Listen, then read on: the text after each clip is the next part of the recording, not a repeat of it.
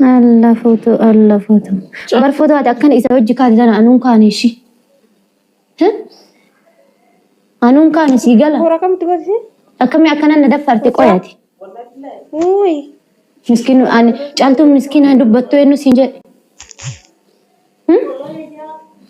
ما قرأ كم جواتي كت قرأ جوات تنانجت تبع السلام عليكم ورحمة الله وبركاته كبجمتو تحجالة متو تهور دكتور تزينو توب harrawana ajaa'iba qabadhe isin dhiyaadhe laayik godhaa saabskiraayib godhaa chaanala kiyya kana naa guddisaa warri akka saabskiraayib isin godhu barbaadanis koomentii jalatti naa barreessaa isinin jedha inshaallah isin hundi keessanuu yuutuuba banadhaa yuutuuba keessan guddifadhaa isinin jedha asumaan dhaamsa obbolummaa akkasuma obboleettii teenna caaltu iddoo tokko waan nama kolfisiisullee nama gaddisiisullee jechuudha dhugaa rabbii namni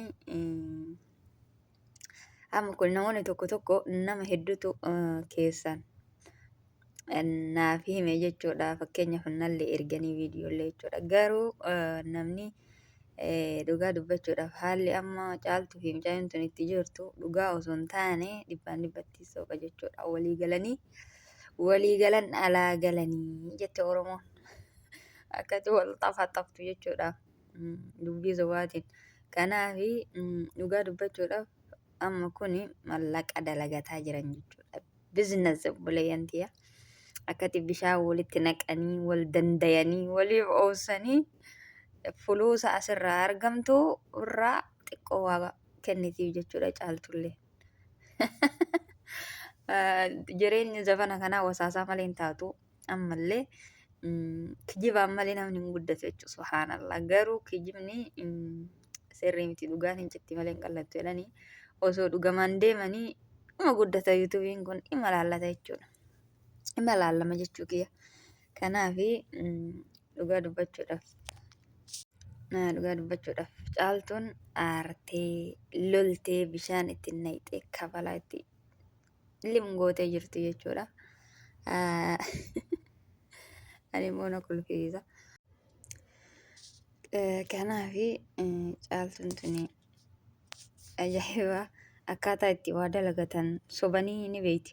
Amma durallee baadiyyaa baatee horii oofattee isaa wal lole jettee kuni malee soba jechuudha. Isallee walii galanii warrallee walii galanii akkasitti namni immoo ani immoo koomeetii dubbisaa bahe jechuudha yeroo isaanii namni jalatti ani waan kan namni kun maaliif siistama isaanii kana hubachuu dide irraa.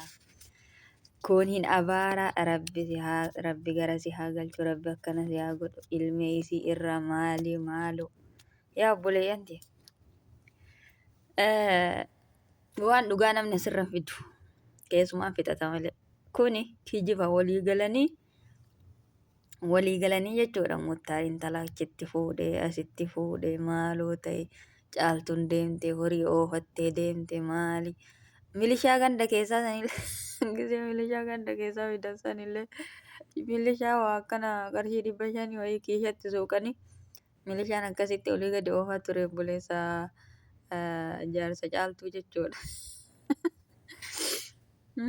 Waan uumaa ajaa'ibaati wallahi akkasii nama ajaa'ibaa waan nama dhibu jechuudha.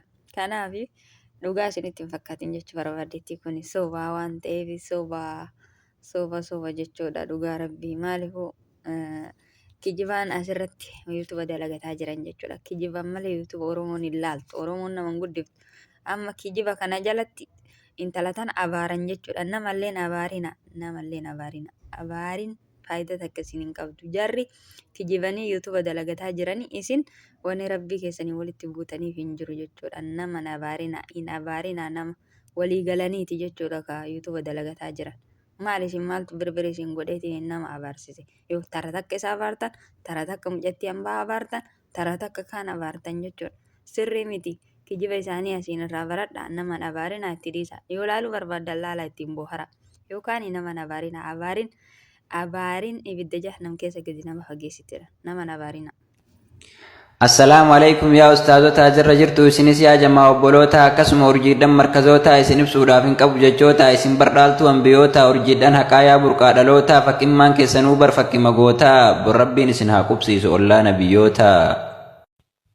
yaa ustaazottan ta'e nagatii guddaa nu biraa qabdanii nuuf jiraadhaa bakkuma jirtanii haftee umrii keessanii keessa barakaa nuuf haa kaayu hunda keessanii jaalalaaf kabajaa wal gurmeessitanii harka qabdanii asiin nu geettanii sababa keessan baranne alii fi tokkocha yoo dhugaa feetanii akka haadha abbatti obsaan nu dandeettanii akka haati ilmoo ofii bira ooltutti halkanii guyyaa nu bira ooltanii hifannoota tokko malee asiin nu geettanii jaannata haa ta'u kaajadaan keessanii waa'ee keessan dubbachuudhaaf hin qabu afaanii silaa kan keessan hin dhumu jazaanii jaannataan isinii haa kafalu rabbummaan guddaanii akka kootitti kanuma isiniin jedha yaa ikwaanii yaa barattoota warri jirtan garee hunda keessaa ammallee cimsaa wal jabeessaa jaalalaa wal gurmeessaa kabajaa wal ulfeessaa jibba jidduu keessanii fageessaa yaa urjiidhaan islaamaa guyyaa tokko bakka yaaddani geessaa fedhii rabbiitiin jaannata dhaquudhaaf teessaa yaa obboleettii tiyyatadii rabbii baratte tana sirraa gale jechuuf agarte hojiin kee baay'ee nama gammachiisaa kam himee kam dhiisaa waa hedduu garaa koona ciisaa xiqqoo dubbadhee taafte rabbi irratti dhiisaa quraana rabbii jiruu tee gootee obsitee nafsiyyaa tee mootee ni beeka akka rakkinni si mudattu yeroo madaamiin quraana irraa sitti dubbattu jettee keessi kee osoo gubattu akkasumatti baratta quraana rabbii ni fattu kanaaf hunda caalta iimaanaa fi quraanni keessa kee haa qubattu wanta ittiin isin ibsu hin qabu keessa koonaaf hubattu jiruun teessan guutuu gammachuun isin haa simattu akka kinniisni gaaguratti galutti akka bishaan godatti galutti sitti haa galu qur'aanii absir obboleewwan keessan rabbi irra jazaanii nagayaan naaf jiraadhaa hundummaan keessan yaa ikwaanii